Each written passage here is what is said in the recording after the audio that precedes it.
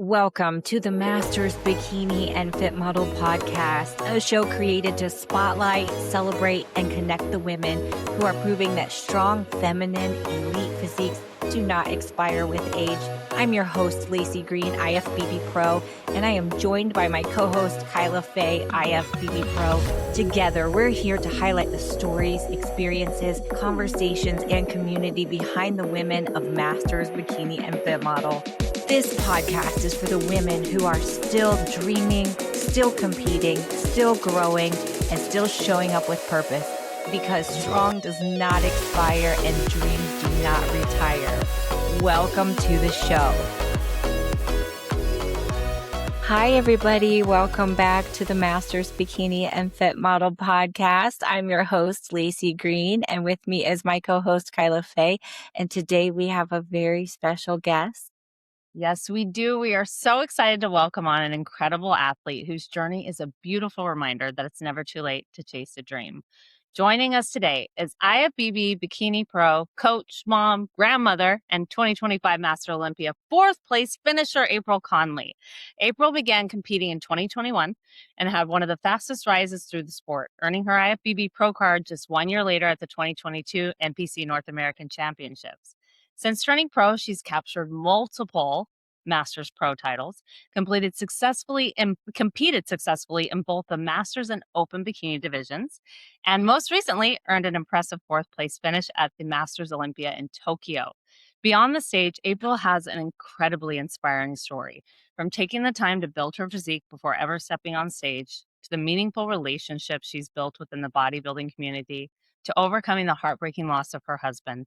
Her journey is one of resilience, gratitude, and finding strength through fitness. Today, we'll talk about her path through bodybuilding, the lessons she's learned along the way, her message to all you Masters women out there that comparison truly is a thief of joy and that we should never take a healthy body for granted. So, April, welcome to the Masters and Bikini Fit Model Podcast. We're so happy to have you.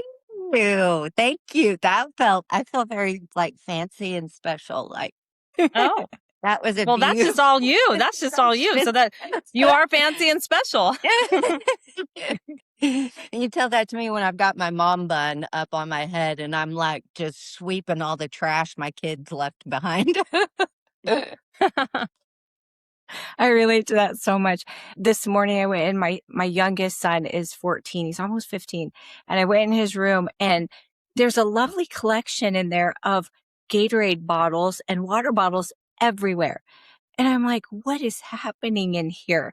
And how did this happen so fast? He just leaves them in there and it's like, I can't even carry all of them out of his room. It's crazy.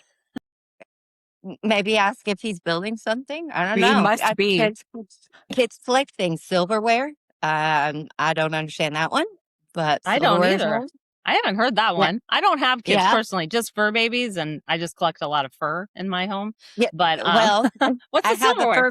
I have a fur baby too, and every time I'm cleaning the house, I'm like, "We're getting rid of him. We're getting rid." Me too. And then he sits in my lap, and I'm like, "Okay, never mind. We'll keep you." Then they snuggle, and you're like, "Okay, I guess I get why I have pets now." But yeah, it's a lot. Like kids are a lot, pets are a lot.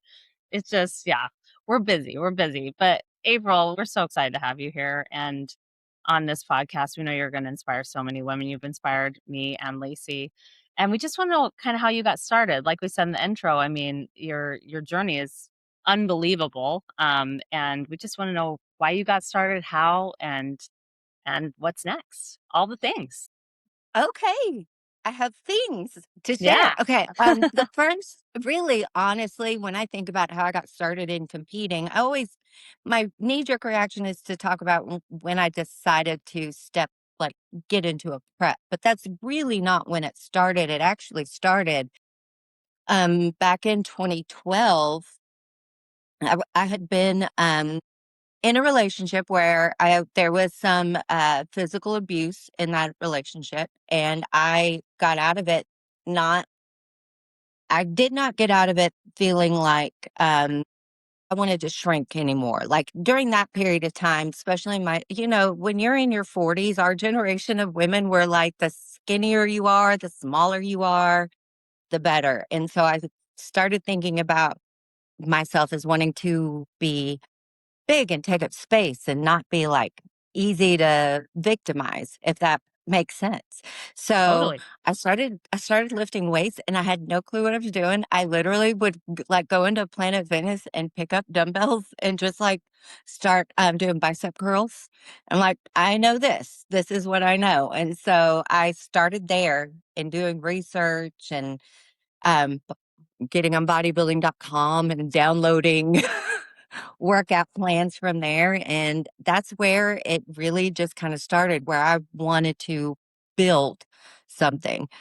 So at that point, my goal was just to get as strong as I could. And I got really strong pretty quickly, figured out eating to a certain degree, like not eating to stay in a lean state, but eating to like grow. So I put on quite a bit of weight, like probably about 35 pounds in a year, which would not all be like muscle, obviously. So there was some fat in there too, but I was going with the intent of being strong and having the ability to like take care of myself, and I liked getting into the gym, and I started getting addicted to that, being able to like lift heavier the next time, and seeing the growth in my body and having quads and then having shoulders, and then now I've got back muscles, and like I got really excited about seeing all those changes in my body, and I just stayed with it for years. And occasionally I'd have people mention to me about competing, but I did not. I didn't want to diet. I just the idea of not of restricting my food for so long to get that lean just was not worth it for me. But I'd gone and watched a few bodybuilding shows like over the from probably about 2015 was the first time I went and saw a bodybuilding show. And I loved the show. I didn't love bikini then, because I was too big to have been bikini in 2015. And but I did like the figure competitors. I felt like I kind of related to them a little more. And then 20 2020 2019, I saw Issa Pacini win the Olympia. And when I saw her get on stage, and her physique was, in my opinion, so muscular compared to what I had thought of bikini in the past. It was so muscular. She was so beautiful. Um, and I thought at that point, I'm like, okay, I would like to look at competing. In 2019, I was married to my late husband, and he really wanted to be supportive of my thought process on competing, but him as a person couldn't handle the thought of me being on stage in a bikini where like on display. So I kept looking at it, kept trying. I would go on eBay and buy little cheap show bikinis that were nothing what they are now. They were kind of ridiculous looking, but it made me kind of feel like, okay, I can put this on and I could try to pose. And I just kept like encouraging him, like it would be good for me to do this and I would like to try. And he was into bodybuilding too. He never competed, but he followed it. He had gotten a coach at one point and enjoyed the process, but never got on stage. And in 2021, uh,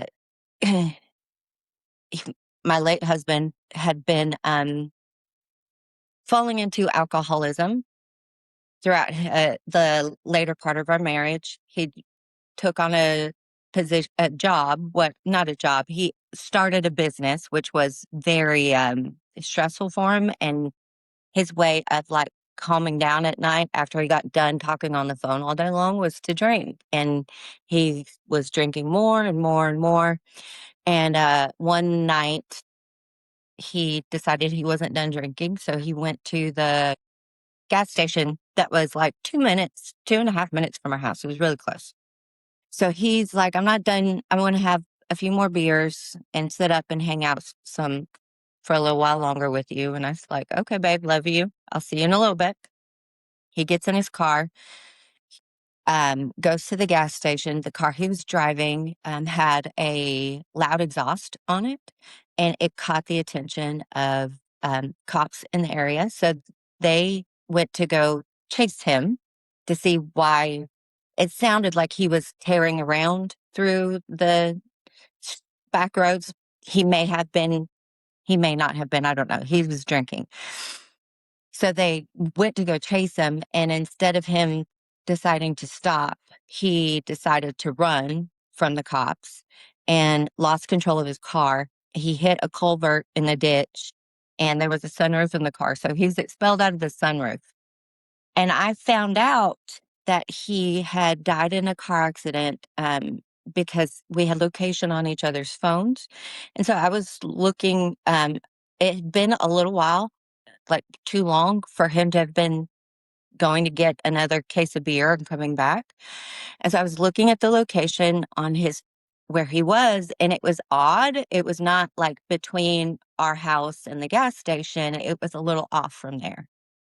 And immediately, like when I saw that, because I had been calling him and he hadn't been answering, texting, he hadn't been answering. So when I saw his location was somewhere odd, something just like came over me, and I knew like there was something wrong. And I didn't have a vehicle to go to him in because he took the car, and his truck was connected to a big piece of machinery. I don't know what it's called, but it's like it puts you up and down so he could take down the Christmas lights off the house. So he had just taken the Christmas lights down. And so I called my neighbor, and I'm like, something's wrong. Will you please take me to go see if he's okay, what's happened? I feel like he needs my help. And so she's like, yes, absolutely. We get in her car, we drive up, and there's cops everywhere, like just a big circle of state trooper. Because where I lived then, it was like there was no city police; it was all state troopers. So there was a bunch of state troopers, just their SUVs surrounding the area where it said he was.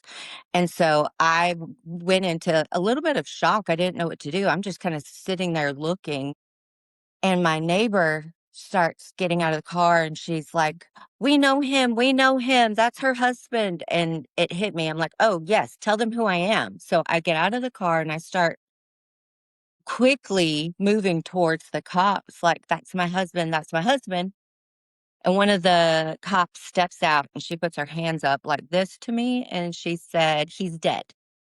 And that's how I found out my late husband passed away. She said it that So way. Oh my goodness. I Oh my imagine goodness. what I imagine what she was doing is he was probably still laying there visible, and she's probably trying to keep me from seeing it. So in all honesty, it was probably very generous of her to stop me dead like that. Because I mean, this was 2021 when that happened. So I've had years to think through that whole experience. So in general, people, when something like that happens, cops don't want to give you bad news, but she was probably like, I need to stop this woman right now before she gets any further, which I cannot tell you how grateful I am. I saw the car. It had been like flipped over and was destroyed. So I saw the car, but I didn't see him, which was like still to this day, very grateful I did not see that. That would be something that would still haunt me. So That would be traumatizing. Very, very yes, traumatizing. yes. And it's already And traumatizing of an experience for you. it is. It's very it's traumatizing whenever you lose someone close to you, a parent, a spouse, a sibling. Um, I had at that time, and she's a sweet friend of mine. We'd been friends for, I don't know, 15 years. Um, that's same time period that my late husband died, her daughter had passed away. So the trauma she went through, I would rather go through the trauma I went through a million times over than dealing with what she did. So I've had some years to like analyze it and think through like what, how I handled it and what happened. And I'm like, I was literally in shock when it first happened. Cause afterwards, what do you do? Like you're there at the scene. I, screamed and cried when she said that. I was like losing my mind, but I can't just stay there. So I got up, went back into my neighbor's car, both of us bawling, crying. She drives me back home. She sits with me in my house while I tell my children.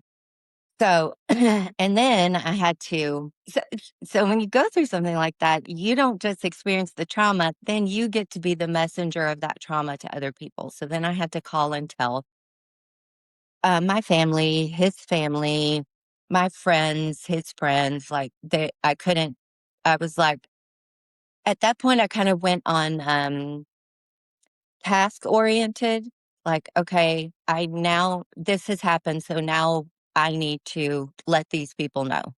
Okay, next thing, what do I need to do? And like, then I would try and be task oriented to try and just like make sure I was doing things correctly as opposed to just letting myself sit down and cry. But it was a very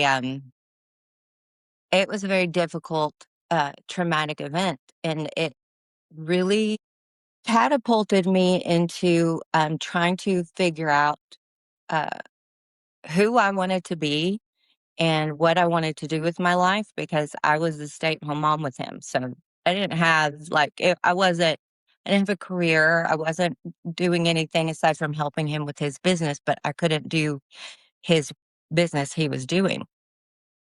So after he passed away, I was drinking with him. So I continued drinking, trying to go to sleep and not think about like the fact that I was alone in my bed.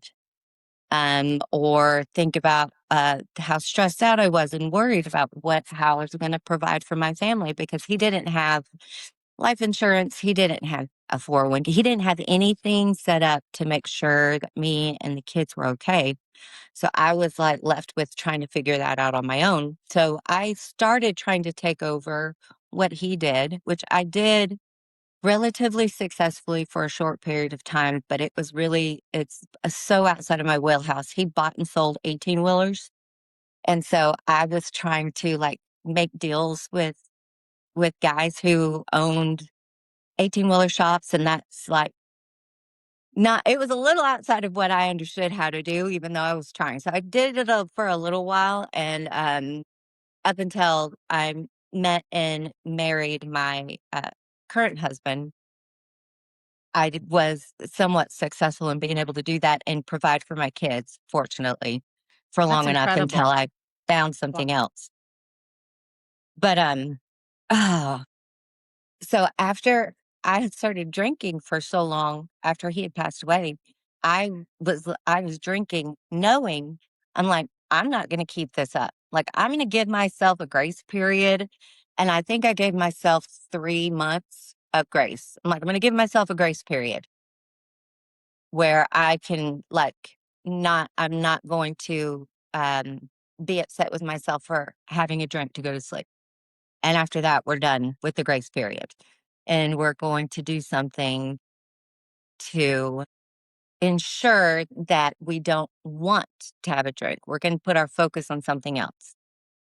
And so I knew I had local people I knew that had coached in the past, like years ago. And so I reached out to them and um, they very kindly said they would take me on and start me out in a prep for a show. So that's when I decided to compete. That's incredible. Just to have the mental fortitude to say, I'm going to give myself this grace period and then it's done. And I think that's such a tell of how a lot of us in bodybuilding are. We have that incredible control over our lives, but I think we do that because we need to have control over something. That's a beautiful thing, though. What you did with that is just beautiful because you didn't have to do it that way. You could have kept drinking, you know? and I Yes. think a lot of people would have. I think a Yeah. lot of people would have. The vulnerability you just shared with that is like I resonate with it a lot because I lost my mom and my older brother. He would have been 50 this past Monday. So Ugh, I I'm resonate sorry. with loss so much, and I'm so sorry for your loss. Like, I just want to first say that.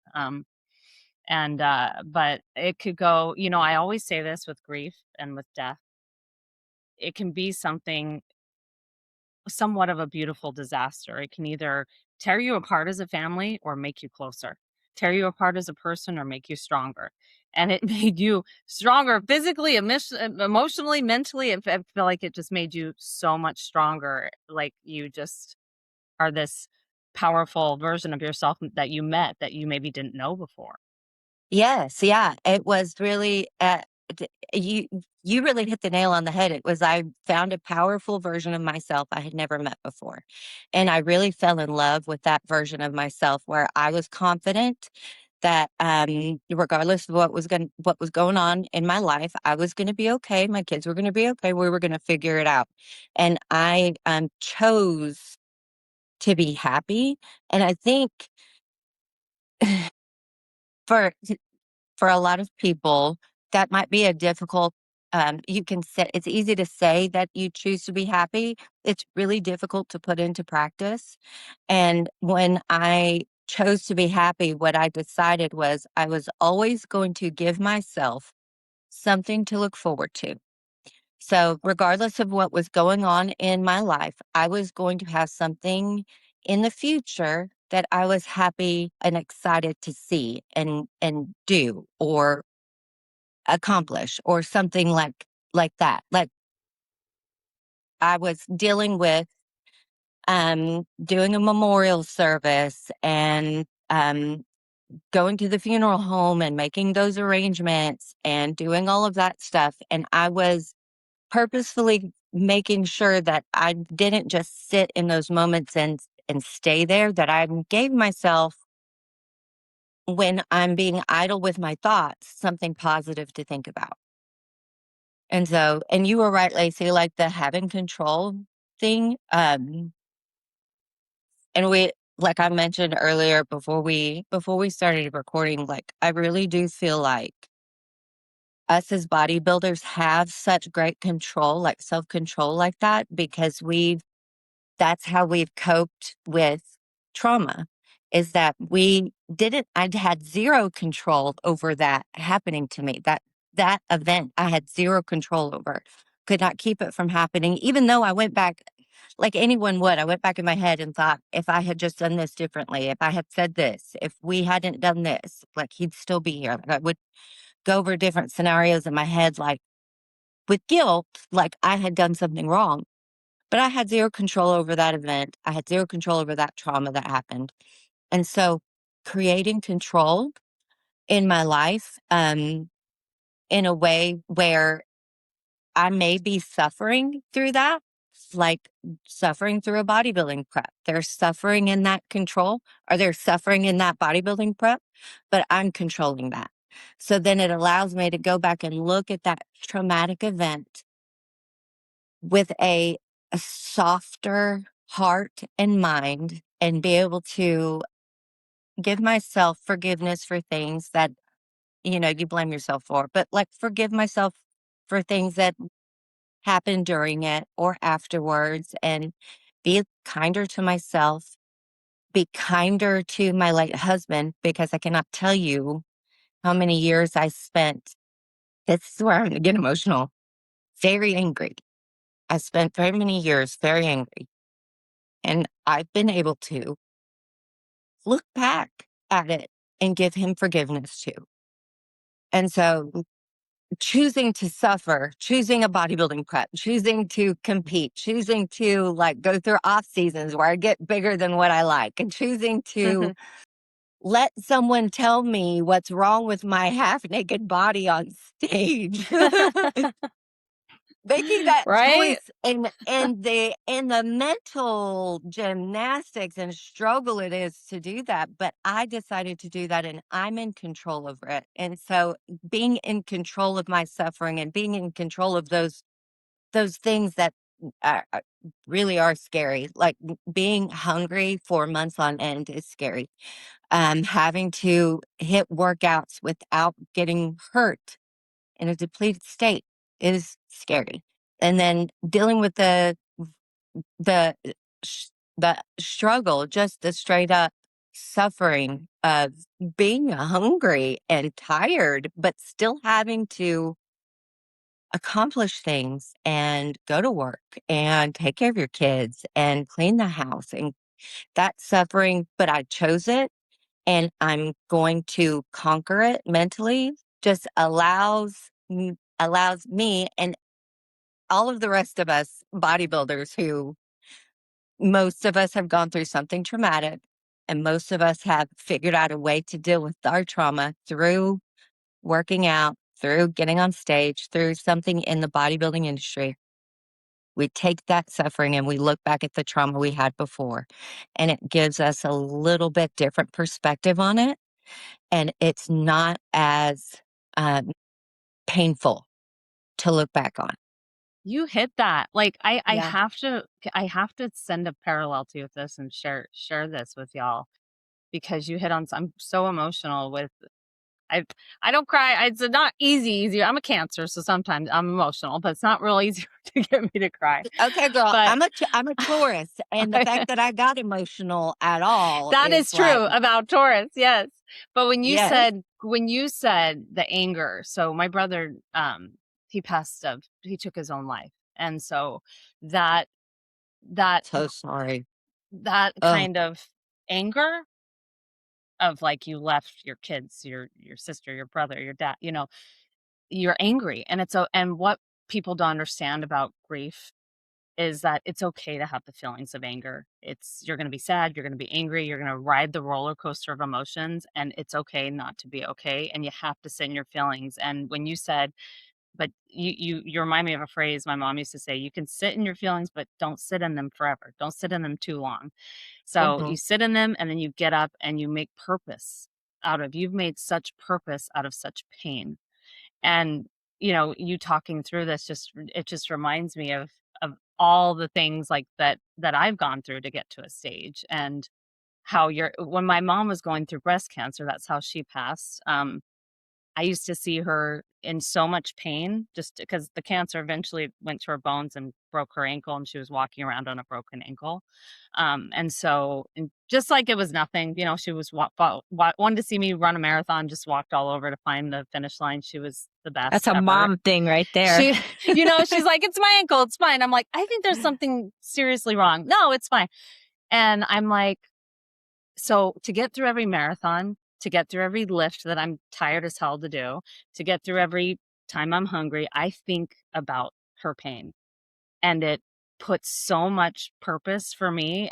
And perspective, you use that word perspective, it changes my perspective. It's something profound that happens when you've seen someone suffer, or you've gone through your own suffering, or you've experienced a trauma like this, where it doesn't make it easier, but it shifts your mindset real quick to go, I can do this, because Mhm. I got through that, or she got through that, and I can do this. I can take one more step for my mom because she took one more step for me.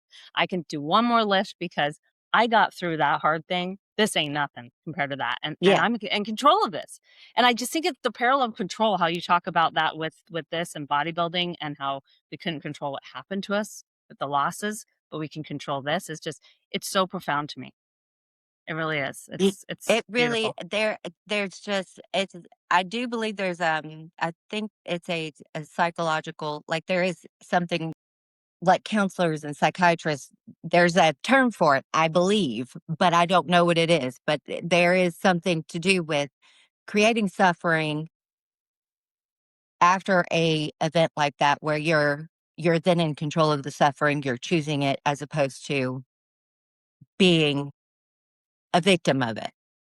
Still, like, continue to be a victim of it. But it is like you're right, the perspective, like when you think back on those times with your mom, or with your brothers, I would imagine specifically there's like a perspective towards your brother, that's very, very painful. Like you said, the anger. So I had a lot of he, my late husband didn't take his life on purpose, but he did it.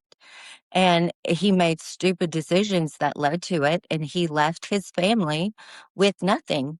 And my anger afterwards was really overwhelming. My anger was very overwhelming. I would walk into our closet and cuss him out.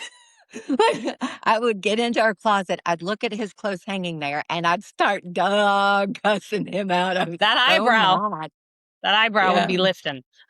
Yeah. The eyebrow was it was beyond, yep, the eyebrow was up, and I was like dog cussing that man out That's for so being so healthy, though. dumb. That's so healthy to be able to do that. I mean, I know you realize that, like, some people can't let that out, and I think that emotion is so important to let out, that Well, anger. I think a lot of times people feel guilty for feeling anger after grief or any there's a lot of emotions you go through in grief, and none of them make sense, and none of them are in any kind of order, and none of them are uh there's no time period for any of them. Like they all you can experience any of these wild crazy emotions at any moment for any length of time. Like it could, for me, the anger lasted for years. Fortunately, I was able to get past the anger, which is a blessing. So I can talk to my children about him without like immediately just being angry and talking negatively about it. You know, like when you're mad at someone, the only thing you can think of is the bad things they did. You can't remember any good thing they ever did when you're mad at them. So I wanted to be able to talk about the good stuff he did. Because, yes, he was an alcoholic, but he had other qualities about him as a husband and as a father that were good that I would like to share with my children as opposed to just being angry all the time. And the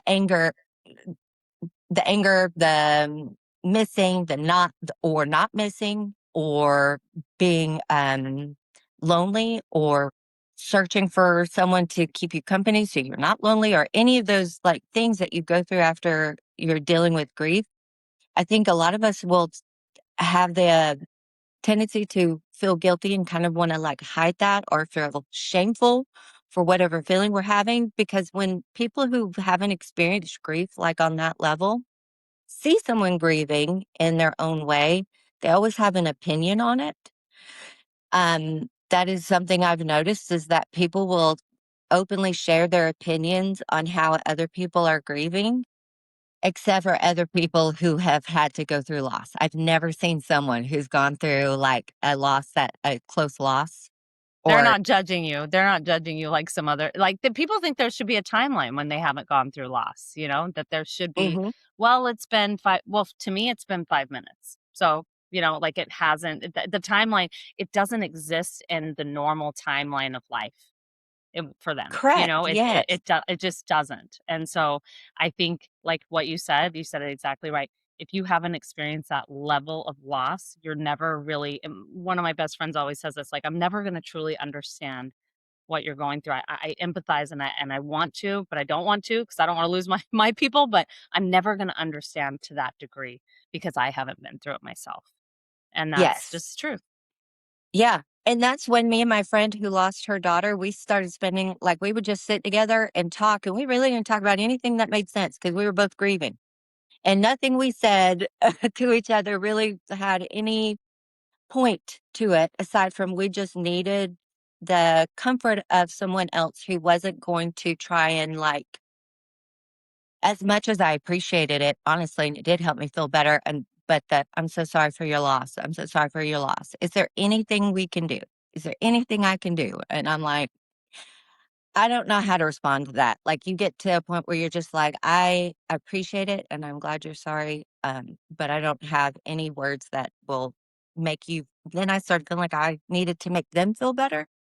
Like I needed to comfort them that, oh no, I'm good. Everything's going to be okay. I have this and my family and I have these friends. Like I started feeling like I had to reassure other people when they were trying to reassure me. That's not on them. That was on me for being like goofy. So when I hung out with my friend who had lost her daughter, we would just talk about how weird it was to have those conversations, how weird it was for us. And as much as we appreciated it, it was just like, I don't know what to say. You don't know what to say. I don't know what to say. And that's okay. That's okay. It's okay. This sucks, and we all think it sucks. You know what? Yeah. What my best friend said this week about my brother Justin, she goes, you know what? All I can say, Kyla, is that it sucks he's not here. And that Yeah. was the best thing anyone said to me in a real long time about my brother being gone. Like, that is the sentence. It sucks that he's not here. It sucks that the dad of your children is not here. You know, like, it sucks. No matter how you put it and swing it and whatever, and that's just as simple as it is. And it will always suck. But what you said was beautiful. How you said, you know, he was this, and my therapist taught me this. She said to replace but with and he was this. So my brother was bipolar, and he was brilliant and sweet and kind and giving. He wasn't just, you know, roller coaster all the time. People can be two different things. They can be this negative way, and they can have so many positives. And I think it's Yeah. beautiful you were able to find that once you got, you know, through, you know, you were never through grieving. I mean, I'm the first to say that. Like, I think people that have lost know you always grieve. Like you said, it comes up in the car. I'm happy. And then 2 seconds later, I hear a song and I'm crying. Like, Yes. you know, Yeah. Oh, but yeah. it's I it's did just not a way of, expect to get I didn't expect to get emotional when I started talking about the anger, but I hadn't thought about my anger in so long that when I started talking about being angry again, it just like brought it back up. Like I remember how I felt then. Like those feelings they're still just as strong. You just don't have to, they're just not at the forefront of your brain all the time as time passes. So they're still just as strong. I just don't have them at the forefront of my brain. So when I bring them up, I was like, oh yeah, I forgot how much that hurt. Yep, that one you stung. kind of relive it a little bit, right? You relive it. Mhm. I have a question for you with that, like, because you mentioned before that he wasn't super supportive of you in bodybuilding. Yes. He didn't want you getting on with the teeny. That sounds like my prior husband, not my husband now. Yeah, Sounds like we're in a similar he was situation with very that. well, I mean, he was this. I feel like I know where you're going with this. He Yeah. was that kind of.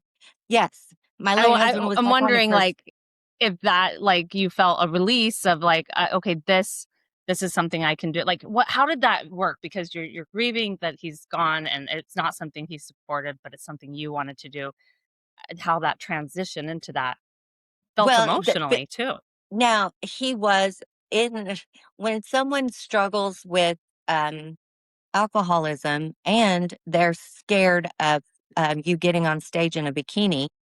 He was the kind of person who he loved me very, very much. And because he loved me very much, he was very scared of losing me.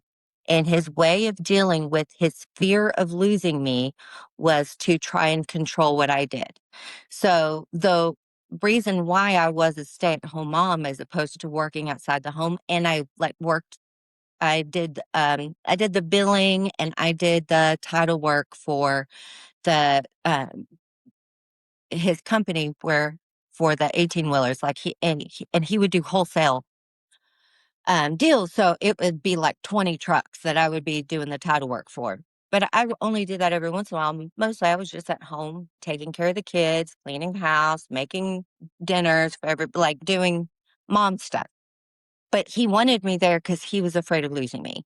And and when we were talking about changing our perspective, when you look back, going through suffering and being able to look back at prior suffering with a different perspective, I have been able to have a lot more grace for him and his fear of losing me and it coming out as control because he was very controlling.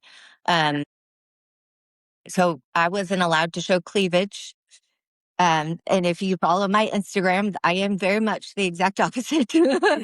So, like, if I showed cleavage, then I was trying to get someone else's attention.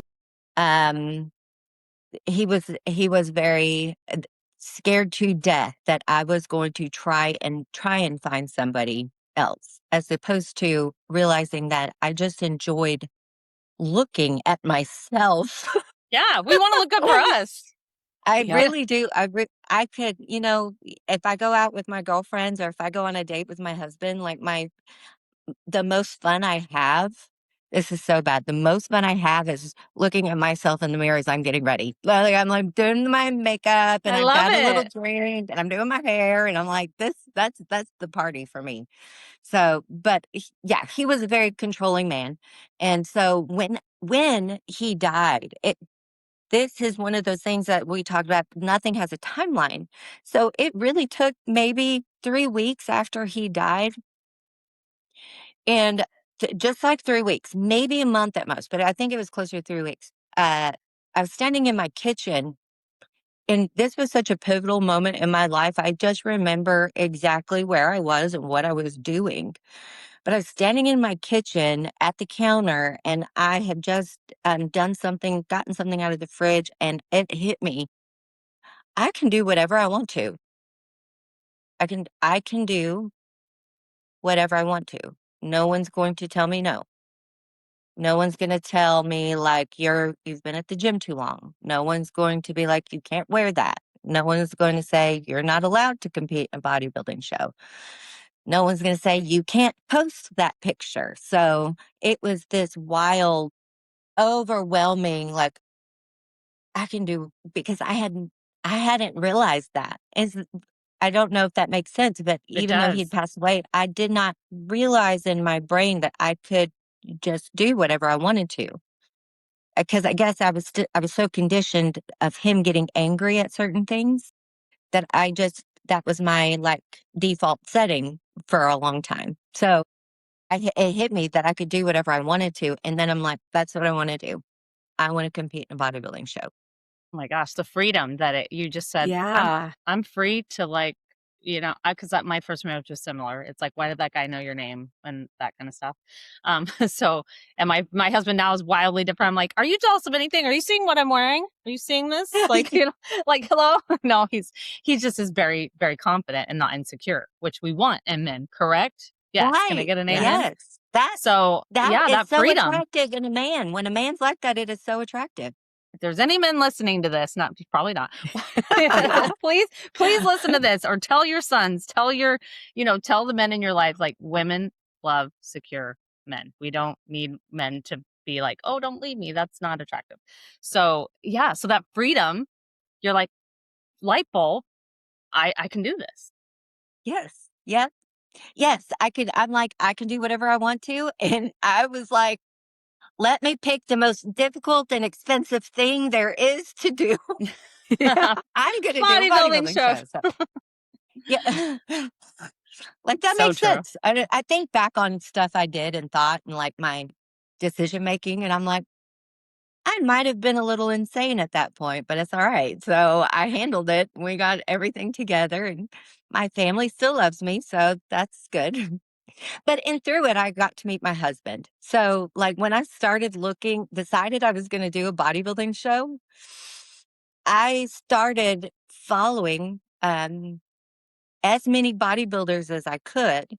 I had paid attention to a couple of the girls that had competed before. Like, I knew who Jennifer Dory was, I knew who Issa was, I knew who Janet Leyu was, so I'd been paying attention to those girls. And, so I just started following amateur bodybuilders, like, Kerrigan Pike. I think she's one of the first ones I followed, forever ago, and I watched her journey through everything she went through, and, um, but I started following and, like, watching, uh, people, not just women. I started following men too because I was allowed to. Because at that point, now I was single. I didn't think of myself as single, but I did Yeah. think, okay, I'm allowed to do this without someone thinking I'm trying to uh, sleep around with everybody. That was the underlying tone that I forever with him is that's what his big concern was. And I'm like, I'm literally at home with you 24/7. At what point do I have the time or availability? But so I started following men and women specifically closer to my age. So the women that were the women and the men that were in the masters categories are who I started really paying attention to specifically, or especially if they had kids, because I wanted to see their process. Like, how do you handle juggle children? How do you handle your job? How do you handle, personal relationships in this? I really just kind of wanted to understand the dynamic there with older competitors. And I felt, because I was following so many competitors, Instagram suggested my husband. So when you're watching stories, it comes up with that like little suggested follows. And he was one of them. And I'm like, oh, he looks my age. And he's a competitor. And I looked through his profile. I'm like, whoa, he's got a bunch of kids. So he has, if you don't know, I have 4 children and my husband has 5 children. So when I saw that he had a lot of children like I did and he was a competitor, I'm like, well, let me follow him and see what this looks like. And a few days later, he very sweetly reached out to me and just saying he was sorry for my loss. And then when he was sorry for my loss, and he had a friend who had passed away and left a wife and children similar, and he knew how difficult it was. And so he's very kind. I do think he was also like, she's hot and I want to talk to her. He's a But man. he was very Come nice. on. He was very nice. He didn't hit on me, which That's there were respectful. some. He was very respectful. And so after he started talking to me, I wouldn't let him like not talk to me. He would try to very politely end the conversation, like he was very gentlemanly in the conversations. We would talk, and he would politely end it, and I would be like, okay, I have another question, and I wouldn't let him stop talking to me. So, and I still haven't let him stop talking to me in It's adorable. 5 years. So I love that. Oh my gosh. And he competes too. So you both yes, how long has he been competing compared to, I mean, he obviously you he's started after. yes, he started in 2019. During COVID, he didn't compete that year because, like so many other people, his show It's me. kept getting pushed back, and he was like, "All right, never mind." But he started in 2019. And you started, your first show was which show again? Tell us your first It show. was the San Antonio Classic. So my first show, I've never what's funny for me is like I talk to a lot of like I do posing coaching. So I pose a lot of girls, and a lot of them are like, I want to do a local show. I'm looking for a local show. And I'm like, I never did that. I never had the local show. The most local was Nashville Fish Show. That's the most local. So I mean, Coming up.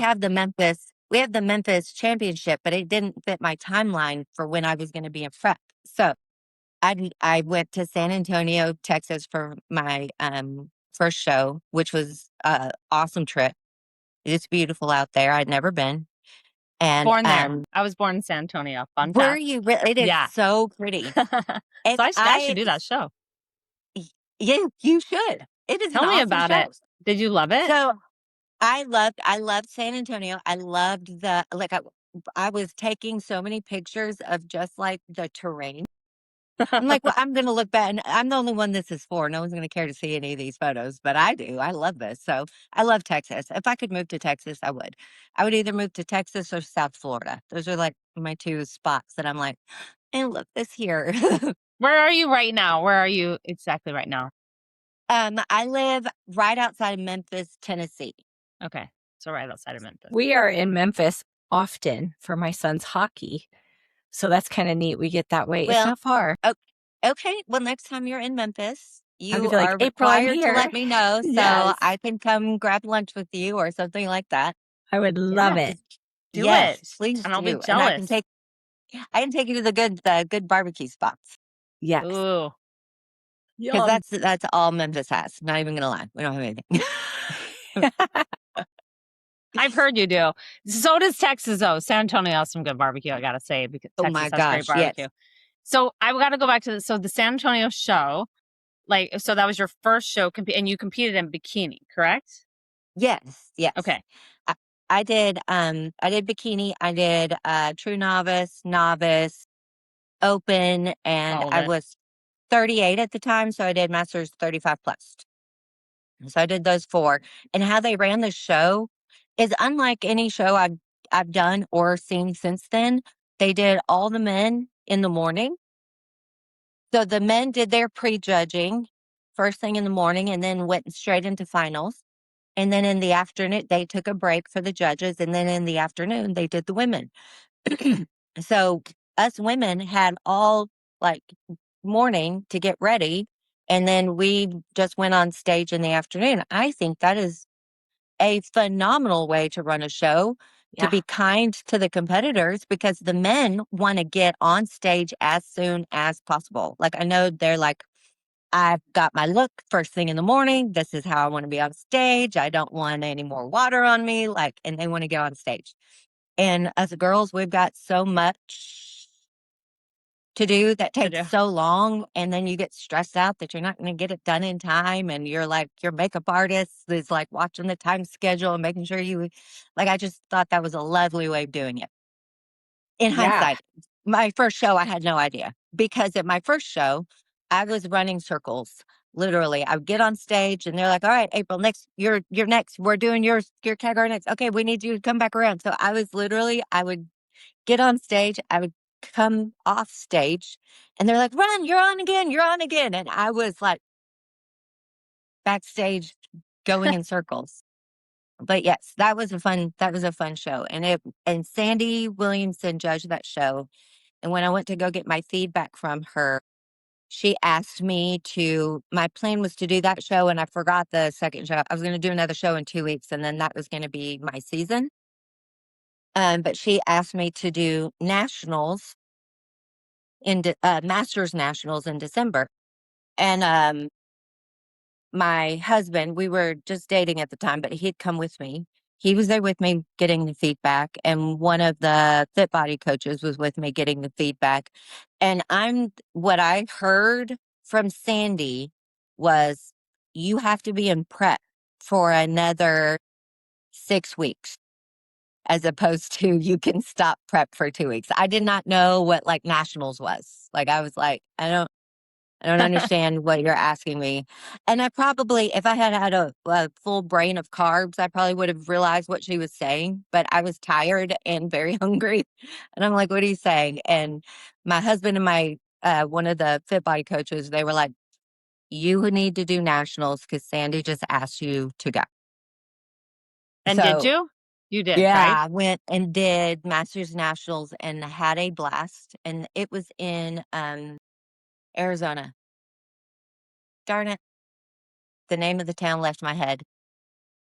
I keep thinking Sedona, but that's where my daughter's been visiting. But it was in I can't remember. It was in Arizona that year, though. It'll Interesting. come to me later, and I will pop up later in the conversation and be like, "That was the name of the town."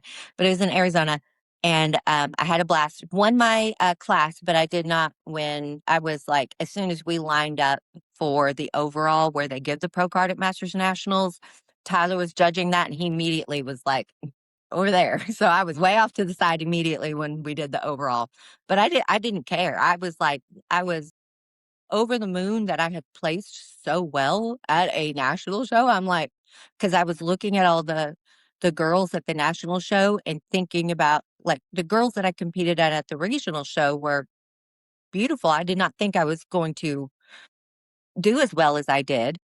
And so then when I went to the national show and I'm seeing these girls and I'm like, "Oh, wow, these girls are, like, stunning, amazing physiques, great posing."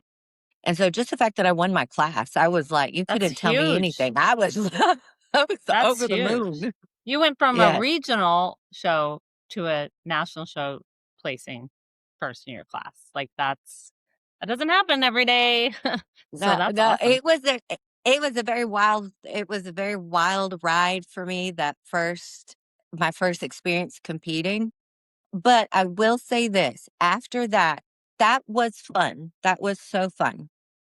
Doing that first show and placing so well, and then the second show, the national show, and doing well and not winning my pro card. It was fun. I had so much fun. I had nothing negative, no negative feelings, no, I mean, nervousness like anyone else. But after that happened, then I went into an off season, I started feeling the pressure of performance. Like, what if I can't get lean again? Like, what if that was it for my body and I'll never get lean like that again? Or what if that was a fluke and I'll never place well again? Like, when you do well, you start feeling like, oh, now I have to do well or people are going to be mad at me. And I did. I literally thought my husband was going to be upset with me if I didn't place well.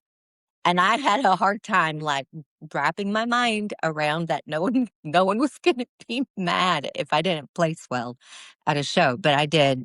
That for those first 2 shows were super fun, but after that, I started putting pressure on myself. No one else did. Everyone was just supportive and loving and kind, but when you get into this, like, "Oh, now people are going to expect this out of me, and what if I don't meet their expectations? They're gonna think I'm a failure, they're gonna think I made the wrong decision doing this," and I started being concerned about that.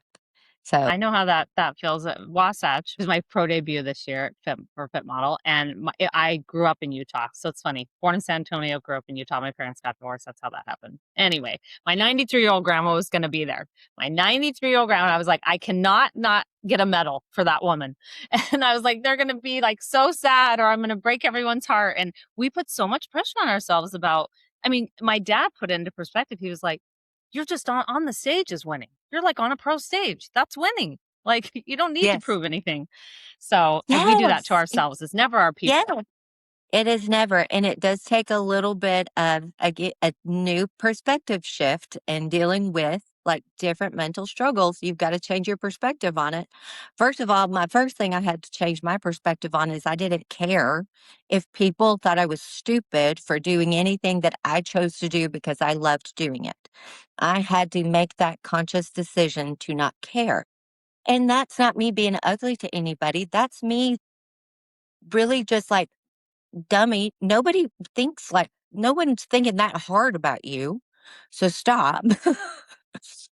And, but That's hilarious. I really did have to let go of, like, that pressure of doing well, and let's be honest, if it's a family member, they really don't know what's going on the stage anyways, That's a unless if fact. they're involved No, in bodybuilding. especially not my 93-year-old grandma. She thought I was dancing up there, which we kind of do, but they don't get it. They'll never get it. They're like, "Oh, you look so pretty. You're shiny. Makeup, Yes, the glaze. I Wow, post why do you have to be shiny?" It's a wild ride. They don't get it, but they support us, and that's the cool part, even if it they don't get it. it is, and the questions they ask are usually my favorite because they are really, like, they are actual logical questions, like, "Why do you have to stand like that with your butt out?" It is a logical question, like, It is. "Well, so I'm gonna explain glute structure and hamstring structure to you, and why we stand like that, and balance, and what." So then I start dissecting the back pose for people who don't, like, a regular person's not gonna see that and think, "Oh, they're looking at their glute muscles." They think, "Oh, they're sticking their butts out." Yeah. So, I do the questions are great. It's wild. It's so wild. I have a question for you. We'll shift gears a little bit. You've been on the stage a lot. What, out of all the times you've been on the stage, what is your most memorable moment on the stage and why does that stand out to you? Oh, ooh, that's a difficult one. Okay, my most memorable time on stage was, my pro debut.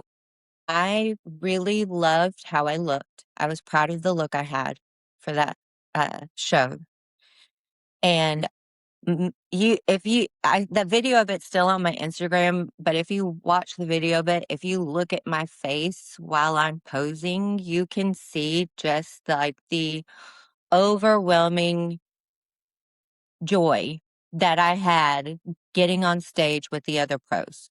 Like, um the girls I was on stage with were women I looked up to greatly, as competitors, and I was up there with them, and I throughout my whole pro debut prep, I was scared I was not going to show up in a way that showed the other competitors respect. So I wanted to bring a physique that was worthy of respect on that stage. And I felt like I had accomplished that at that show. And just my go like when I got on stage and I was there with the other girls and I'm like, I'm one of the girls. I'm one of them up here with them. And that was probably the most like meaningful, like stands out in my brain. I still think about time when I was on stage, how I felt about it, like my excitement. Um I was walking up the stairs because my last name is Conley. I was walking up the stairs behind Ari Brothers, and her glutes were right in front of my face. And I'm like, oh, wow. Like these girls look crazy good, phenomenal. And it was just, that was probably the most memorable moment. Um, just for what it meant for me and that I had accomplished that and I was showing respect to the girls and it was a good moment. Beautiful. And then you go to Masters Olympia. I got to know about that. Like, you got to tell us a little Things bit about that and yeah, placing how you did. that show was wild. But okay, I wish the Masters Olympia was in the US. I wish it was in the US only because it's very expensive to travel overseas. Uh but the but Japan is amazing and the Japanese bodybuilding fans are like the Southeast football fans. As the like my best comparison, like the venue we were at was huge, huge, and it was sold out. Wow. They're like, you're It was celebrities to them. I mean, you're yes, celebrities to yeah. us too, but you're celebrities to them. You're very sweet. But that's not how it is over here. We do not sell out giant venues unless if it's the Olympia or the Arnold, maybe Pittsburgh Pro. But there's very like we're not selling out. If we had Masters Olympia in the States, that venue would not sell out here, but it did in Japan. And the Japanese, I I I don't remember how many competitors they had in the Olympia, but it was nothing compared to the American competitors. So it was wild doing that show and having that kind of an audience and people cheering. Like it was very cool. It was a very cool show to do. The stage was huge. The girls are, I mean, we all knew each other from competing and being in shows and like so we were all friends with each other backstage so it was fun hanging out with everyone at backstage at the show. It was cool seeing the other divisions because there's not very many shows where you see that many divisions all together. Not the shows I did anyways. Most of them were like it was like bikini and men's physique or it would be Right. bikini and classic or just bikini. So like being able to see all the different divisions and like how they looked and what their posing was like. It was so fun to watch all of that. But the stage was probably Masters Olympia stage was really fun. The backdrop was really loud. As far as like so for pictures, I don't like those pictures as much as I like the show. I stayed an extra day and did the show after it was Japan Pro. And that backdrop was like a little less it didn't have as many advertisements and things going on it. So I like those pictures better, but the stage itself was like crazy. It was beautiful to see that huge of an audience.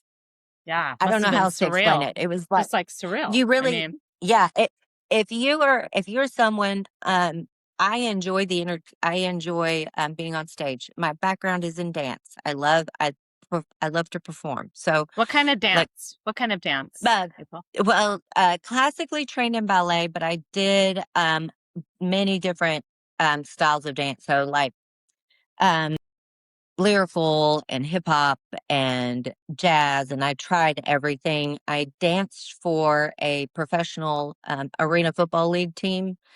Cool. That's so cool. When I was a child, I was like 25. I don't know, I was really young, 24 maybe.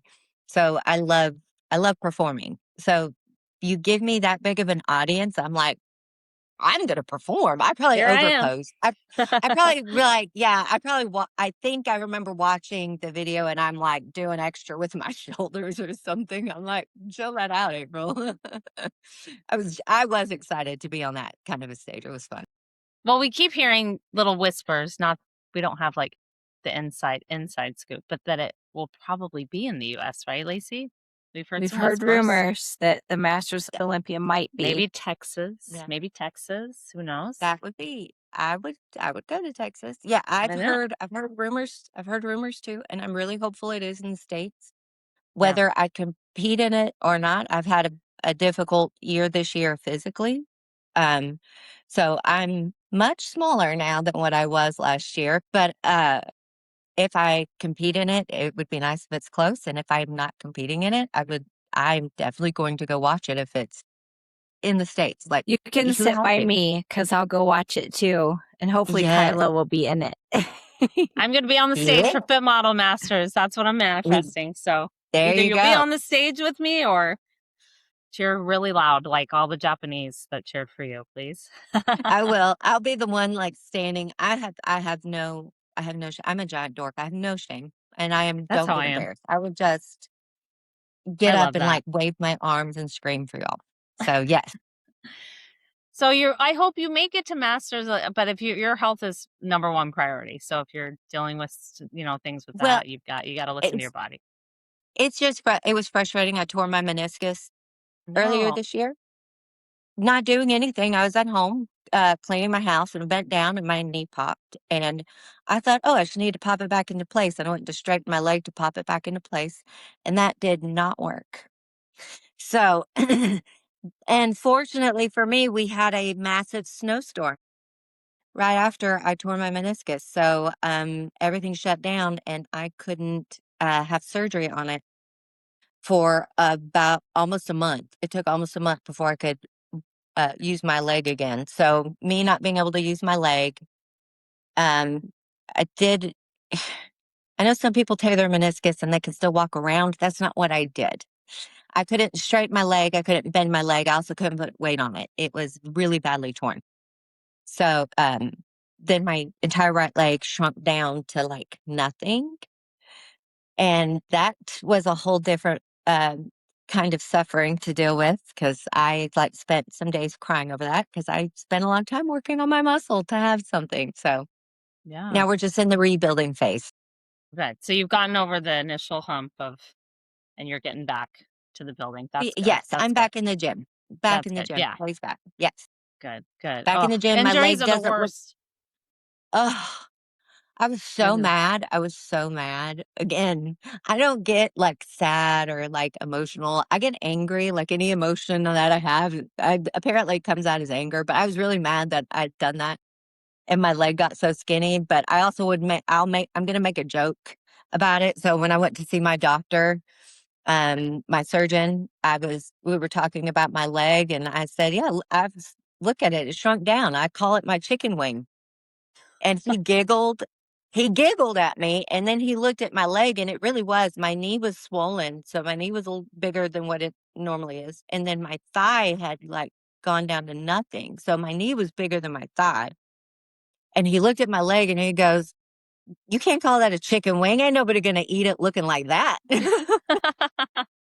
He matched your sense of humor. I love it. I was like, "True." Epic. Oh my gosh, I love it. Well, I'm glad you're on the mend. I always have to ask a funny question. We don't want to take your whole day. I could talk to you all day, Lacey. Don't you feel like She's you are just so much fun to talk to. You light me up, girl. I love you. I think you're awesome. I love you guys. We just love you. But I'm thinking of the chicken wing. This is so weird that I'm like going to ask you this question post that we just talked about.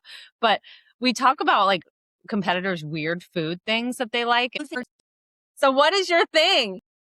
I have to first tell you that my husband, even though like he doesn't want to compete anymore, but he still eats like a bodybuilder, still eats his tilapia and rice, but he puts Splenda all over it. Makes it That's what he sweet. does. Yeah. Mhm. Really? And I was like, I've never seen anyone sugar some fish, but all right, that's Nope, interesting. neither have Like, I. I Yeah. can't. I don't know. Now I'm gonna have to try that. I'm gonna say I'm guilty. I've done that before. Lacey does some weird stuff, like Yeah. cream of rice and ground meat. I'm like, I ain't doing it. Yeah, 99% lean ground turkey with cream of rice. Oh yeah, if you get that ground turkey really, really fine, oh, it's so good. Put some is it? Splenda on it. Oh Yes. Oh my gosh, I Oh, cannot. so you sweeten, see, it's the sweetening meat that I have a struggle with. Like, yeah. Same. I don't want to So do what do it. you do? Do you do anything weird, or are you just you're So just too normal? I don't eat rice. I tried my Really? first like 2 years. I don't like rice. I don't dislike it necessarily, but if you're having to eat something like multiple times every day, like you want to at least like, no, I like it. Like I like chicken. I like to season it a certain way or have it cooked a certain way, but I like chicken. I like ground beef. I don't eat tilapia because I don't really like it. I've tried it several times. I don't like it, so I just don't eat it. I don't eat rice. But I will chow down on some rice cakes like there is nobody's business. I don't care Same. the plain Same. cinnamon apple, chocolate, like Oh, yeah. whatever my calories are allowing for, I'm gonna chow down on some rice cakes. Like that's I So they don't like gotta be rice. crunchy rice. You like crunchy because Yes. that's still rice, It- girl. Yes, I know, right? That's what I'm saying. It's a weird thing. That makes zero sense. It's I the don't texture. like. Maybe it's the texture. Maybe because I live for jasmine rice. Like, don't give me any brown Yes. rice. It's not happening. But jasmine rice. And I found a perfect way to make it. Maybe I can change your mind if I make you my rice because I make it So really good. if I'm gonna eat rice, it is jasmine rice because it does taste like the Way flavor better. of jasmine rice is really, really good. But it is for me like texture. I can't just be eating mush all day. That's what it is. I d- That's what it is. But yeah, that's Yeah. my thing. But rice cakes, yeah, love them. I'll put Splenda on my rice cakes. I'll like There you go. sprinkle a little Splenda, a little cinnamon. Man, you're a riot. Oh, this has been so much fun. So much fun. I'm glad you came on. Thank you for sharing your story. I know that was hard, but it really was meaningful. Yes. Thank you. Thank you Well, so much thank for you opening for up. having me on. It was really cathartic. I haven't thought about some of those things and feelings and stuff in a long time, and it was probably good for me to kind of let some of that out. So I appreciate y'all letting me spill vomit at the mouth for a little bit.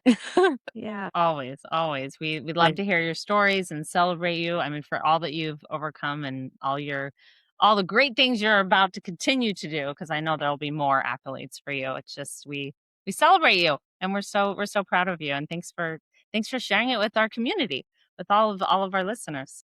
It was an honor being asked. Literally, when I saw y'all ask me, I was very, very touched and honored that you wanted to talk to me. So thank you very much for inviting me on. Of course. Right. Of Well, course. as always, I always close out by saying, I love you guys. Thanks for listening. And I love you too, and we mean it. Bye, guys. Thank you for listening to the Masters Bikini and Fit Model podcast. If today's episode inspired you, please share it with another athlete. Follow us on Instagram, and remember, your best years are not behind you. They're still being built.